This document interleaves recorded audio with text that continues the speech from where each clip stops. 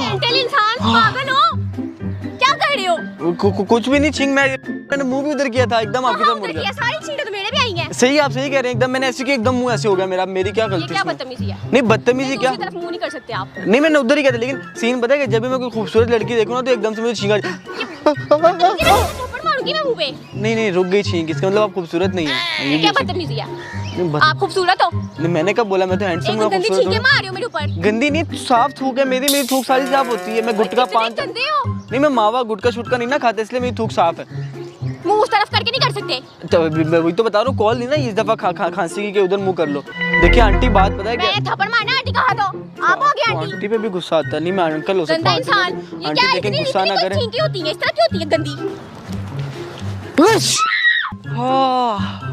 यार क्या खा रहे हो यार? हाँ ये क्या खा रहे हो? जानी मैंने क्या